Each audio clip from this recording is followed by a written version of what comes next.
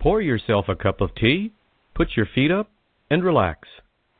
Show host Randi Fine, narcissistic abuse expert, compassionate counselor for clients worldwide, and author of the groundbreaking new book, Close Encounters of the Worst Kind, invites you into her sanctuary, a place where your emotional, physical, and spiritual well-being are all that matters.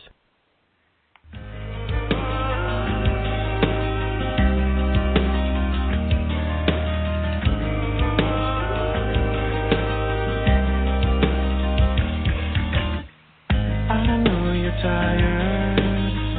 I know you're weak. I know you've been broken down, fighting defeat. But we know that we will rise above this pain. We know that we will stand up with strength.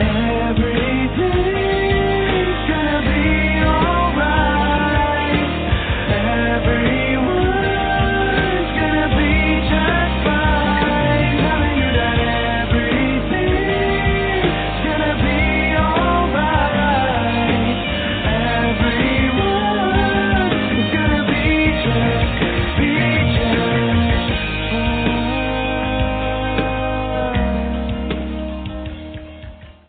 Time to Heal is a fundraising single written and performed by Johnny Z for the Amy Winehouse Foundation. For more information, please go to johnnymusic.com, JONNY music.com. And now, it's time to meet Randi, show host of the podcast enjoyed by fans around the globe, A Fine Time for Healing. Good morning. Thank you for tuning in to listen to A Fine Time for Healing. This is Randi Fine, your show host. You know, I did a show back in October 23rd of 2013 about the inner child, and I just revisited it, and I thought that it would be really important to do this again, since this is a topic that comes up frequently with those who I counsel. So I still have the transcripts from it, so I'm going to redo the show for you, and I hope this really hits home and that it helps you. So when I know the nature of someone's childhood, I get tremendous insight into who that person is and what they're about. Those who have had glorious childhoods, those who have had wonderful support, love, guidance, they are often confident and successful adults who have likely made good choices in their lives. Those who have suffered difficult childhoods, lacking in the consistency and safety of love, support, and guidance, generally have lingering issues that have held them back in life. Those who have done healing work are clearly functioning better than those who have not, but there's always something lurking below the surface. That thing that lurks below the surface is the wounded inner child. I have come to understand the crucial role inner child psychology plays in many of our lives. We cannot be psychologically or emotionally whole until our wounded inner child is brought forth and healed. Our lives are constantly being directed and influenced by our inner child. So understanding and connecting to this hidden part of ourselves can bring forth profound life changes. The inner child is a powerful entity separate from our waking conscious minds. It carries the wounds of past traumas and impacts much of what we say and do as adults. It is a protective device similar to a defense mechanism triggered by reminders of those wounded aspects of ourselves. The inner child is an innocent, playful little child that dwells within us, our concealed true self, the way we once were. It is part of our personality that still feels childlike and reacts just as a child would, both positively and negatively. Our inner child is the summation of everything we learned and experienced as pre-adolescent children. It's part of our psyche that is believed to have retained every impactful sensory impression from our childhoods. Now, our inner child is hidden for a reason. It conceals those feelings and memories that were traumatic for us, experiences that caused us to suffer but were never emotionally dealt with because we did not know how to handle them. These feelings and memories got buried deep within us, often for many decades. It's painful to face this child that resides within us, a child who may have felt unloved, unaccepted, uncared for, unprotected, a child who may have been physically, emotionally, or sexually abused by the same people who were supposed to care for and protect him. This child may still be suffering the wounds from having been bullied, criticized, or degraded somehow. Child may be suffering from the traumatic emotional impact of being ignored by parents or teachers, siblings, friends, classmates, people close to him who made him feel undeserving or unlovable. This child may have been denied his or her childhood innocence or given inappropriate adult responsibilities such as caring for himself, caring for his parent, or even caring for his siblings. He may have become hyper-aware of the emotions of his caretakers in an effort to try to ward off their abuse. Bottom line is, this child never felt safe emotionally or physically. Now, sometimes those who have hurt us did not do so intentionally or knowingly. We can just as easily be influenced and hurt by the behavior modeled for us by our primary caretakers, behavior from those who had unaddressed childhood issues of their own. We may have been raised in an environment that was controlling or overly critical, an environment that denied the expression of our feelings or individuality, or by parents who withheld their love and affection. Since children are emotionally limited in their capacity to process this negative feedback, they can be left with broken spirits, feeling that they are unwanted, that the treatment they receive is their own fault, or that there is just something wrong with them. Children are not equipped to process these complicated emotions in a healthy way. They don't know how to cope with what happens to them. Some children will act out in unhealthy ways. Others will build walls around them, and some will bury layers upon layers of their painful feelings deep inside of them to avoid having to feel them. This pattern of running away, numbing, suppressing follows us into adulthood, and we become afraid to feel anything because we are fearful of opening the can of worms inside us. But though our pain remains hidden, aspects of it will rise to the surface when triggered in the form of depression or anger. That is because our inner child is stuck in time, just as an earthbound ghost is. They are still living in the past and reliving their trauma over and over. Many things can trigger our repressed emotional pain. For instance, if we were criticized as children, then we are likely to be triggered by criticism in adulthood. But not only does the outside stimulus trigger repressed childhood emotions, it also aggravates and reinforces the self-critic within us. These triggered childhood memories distort our normal perceptions, causing us to react in ways that are overly emotional or irrational. Our maturity goes right out the window. We respond just as a child would.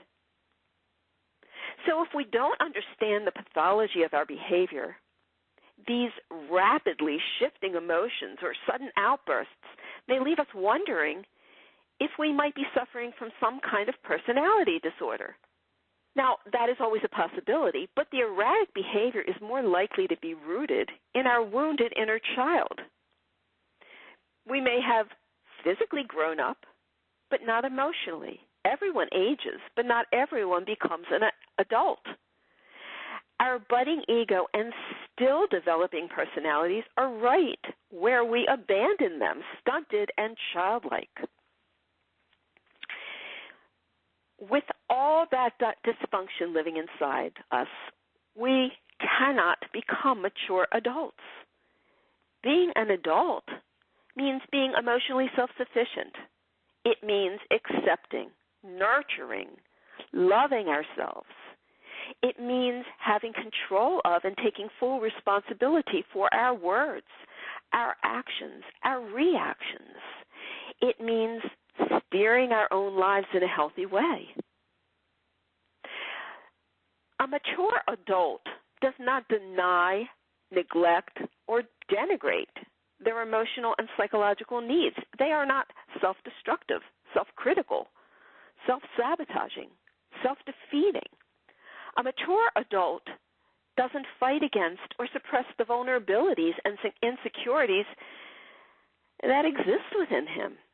He doesn't blame others for his inadequacies and weaknesses.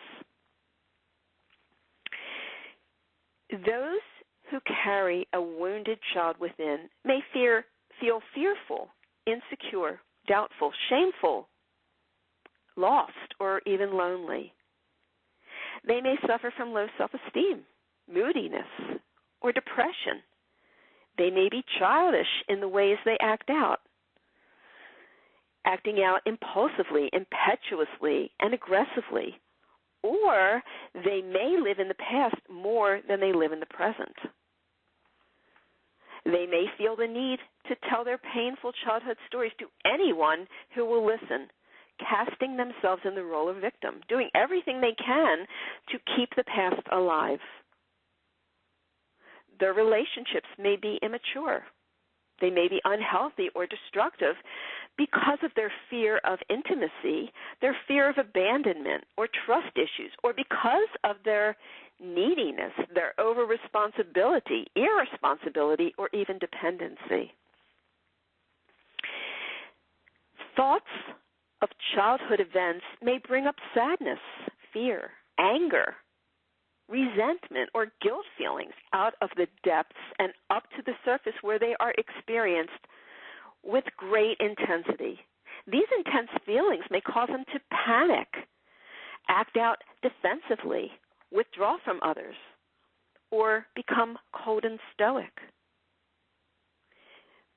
There are many people who live with their inner child and never realize it or demonstrate it. They aren't aware of how much energy they expend on the covert inner struggle they have every moment of every day. They go through all the motions in life with apparent normalcy. They may have long-term relationships, many friends, and may even be successful in their careers. But inside, something always feels like it's missing.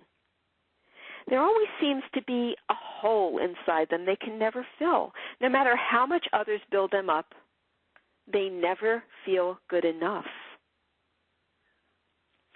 So the wounded child may be invisible, but he is still there, buried deep inside. The wounded child is always trying to get our attention. He runs amok in the realm of our subconscious. Denying or ignoring his existence will not make him go away.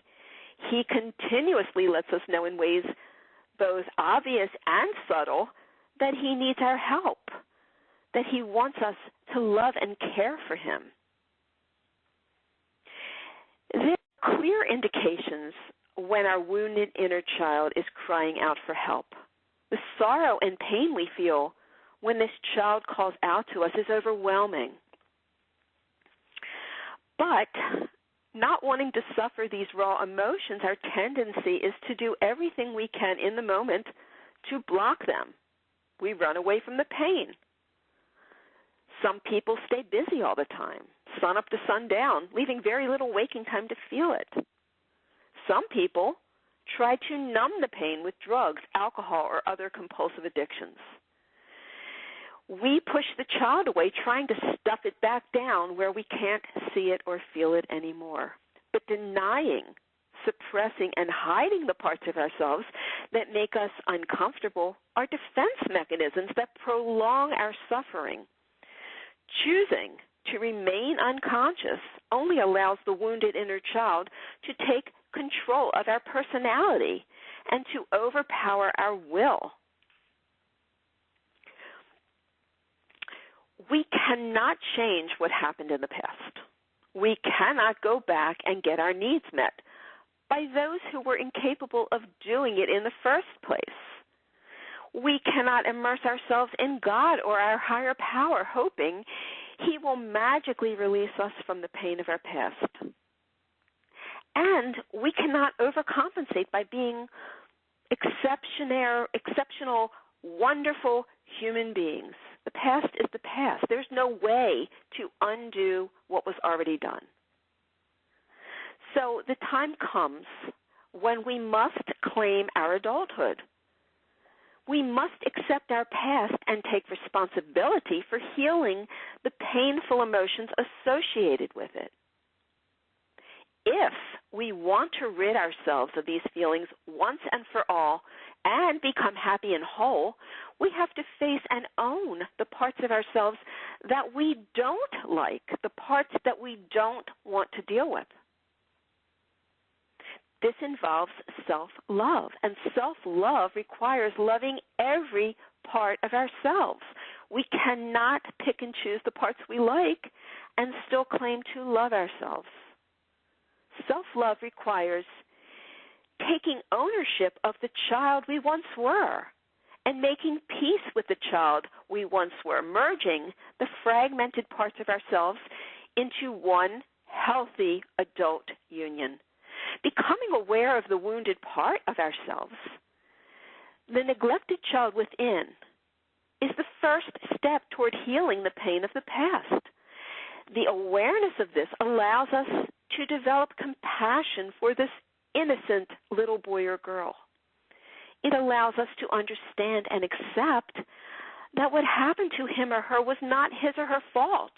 When we can show compassion for our wounded inner child, we can encourage him to come out of hiding, to open up and share his pain with us. That is what will ultimately lead to the child's healing. To accomplish that, we have to gain some objectivity and wake up to the reality of how our childhood wounds are impacting our lives now. When we acknowledge this part of ourselves, we develop a deeper connection with ourselves as a whole, and we gain control over the reactions our wounded child triggers. This intentional way of living puts us in the driver's seat of our lives. Once we are mindful of what exists within us, we can begin the process of healing it. We can show compassion to our inner child and tell him that whatever happened was not his fault. The problem is that if we've never shown ourselves compassion before, it will not be easy to show it to our inner child. The wounded part of ourselves felt responsible then, and it still feels responsible now. For many years, we have relied on others to reparent us. We've leaned on our friends, our boyfriends, our girlfriends, our spouses, or therapists. We've tried to work through past issues with the same dysfunctional parents who created the mess in the first place. We've poured our hearts out. We've pleaded and threatened, but gotten absolutely nowhere. So we've relied on others to reparent us for much of our adult life because we didn't understand why we felt the way we did. We didn't know any other way to relieve the suffering we felt. So the problem never got fixed. Temporarily maybe, but permanently no. That's because no one can fix us except us. once we become adults, we must assume responsibility for our lives. That includes mustering up the courage to face our inner child and assume responsibility for his inner needs. In other words, we have to reparent and re-raise our inner child. So how do we do that?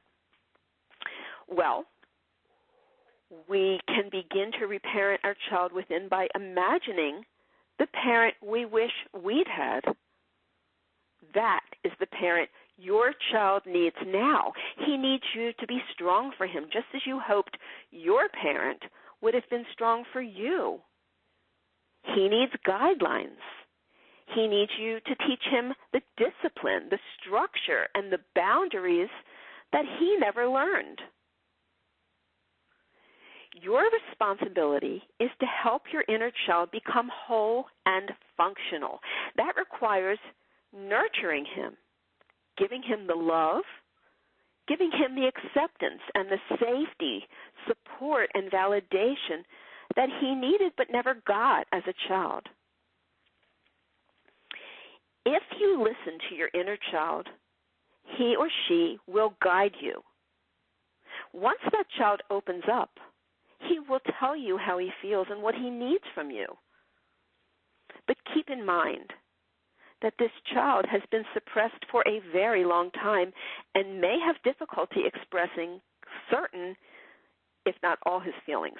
He may be holding fast to what he'd been told in the past, that his feelings do not matter or that it is not safe for him to express them. And also confused by the lies and mixed messages that he received in the past, he may have difficulty distinguishing things that are false from what is true. Your wounded child needs to trust you. This child's been beaten down enough. He cannot handle any more disappointments. Your child within needs to trust that you will be there for him in ways others never were before. You will want to treat your inner child with empathy and compassion as you encourage him to open up to you. Acknowledge what this child has been through and validate this child's feelings. Talk to him in a loving way. Tell him that you know you had neglected him in the past, that you know how alone he felt and how sorry you are for doing that, but that you are here for him now, that you will cherish him now, and that you will take very good care of him. And then embrace him, pamper him, reassure him that you will never let him down or abandon him. And then be sure to keep your commitments and promises to your inner child. Tell your inner child that he or she was not responsible for what happened, that there was nothing this child could have done to change things. Reinforce that what happened in the past happened to him, but it was never about him. Inner child healing is a difficult process. It requires persistence and structure, and it is always advisable to seek out the right kind of professional help. But if you choose not to go that route, there are many methods you can try. Some people find that inner child meditations help. And if you want, you can find them by either doing a Google search or going to YouTube and looking up inner child meditations. Now, there's a technique that was developed by Carl Jung that is commonly used today, and it's called active imagination. I've read about it, but I've never used it myself. But I have heard about others effectively using it, so I'll talk to you about it. It involves you and your inner child writing daily, back and forth to each other in a journal or diary. And the best way to start the process is by asking your inner child to select the book he would like to write in, and then encouraging him to decorate it however he wants to. you, as the parent, makes the first entry. Begin the dialogue by greeting your child by his or her name, which is your name, with the word little before it. For example, my name, Randi, would be my inner child, little Randi. As the adult, all the entries you write will be with your dominant hand, the hand that signifies the parent's voice. Your child will express his or herself by writing with his non-dominant hand. That hand signifies the child's voice.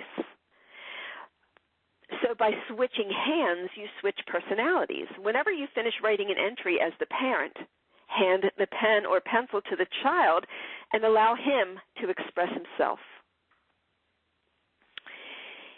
Every dialogue you have with your inner child should begin with two questions. How do you feel, and what do you need? These questions allow the child to freely express his needs. It's probably wise to do this under the supervision of a trained professional because traumatic events that you don't remember and might have a difficult time dealing with may be revealed to you in the process. You may also experience a wide range of emotions, some that you may have never felt before. But however you do it, it's important that you suspend any judgments. Just write down whatever comes out.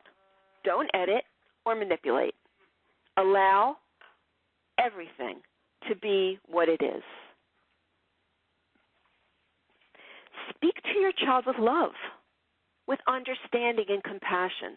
Tell him that you know you hadn't been there for him in the past. Tell him that you know how abandoned he felt and how sorry you are for doing that. Then assure him that you are a strong, capable adult who is here for him now. Assure him that he is safe with you, that you will always take good care of him. Reassure him that you will never let him down and you will never abandon him. You need to allow your inner child to get to know you. Tell him about your life. Share details and feelings about your life. And when your child talks, listen carefully to what he says. It may not always make sense. And if it doesn't, just gently ask him to explain. Your child may speak from different ages at different times. He may share different aspects of his childhood at different times. If you need clarification, ask the child who you are speaking with, and then always respond gently with love, compassion, and understanding. As your relationship gets closer, let this child know how happy you feel having him with you. I'm going to talk about active imagination in the next show that I do, and I will tape that so that you can hear that because that's another method that you can use to reparent the inner child. So that's it for today. Thank you for tuning in and listening to A Fine Time for Healing. This is Randi Fine, your show host, signing off until next time. May joy and serenity always be yours. Goodbye. We hope you enjoyed today's programming. To learn more about Randi Fine, read her articles, or to make a counseling appointment with her, please visit randigfine.com. That's randigfine.com. Or visit her on Facebook at Randi G. Fine.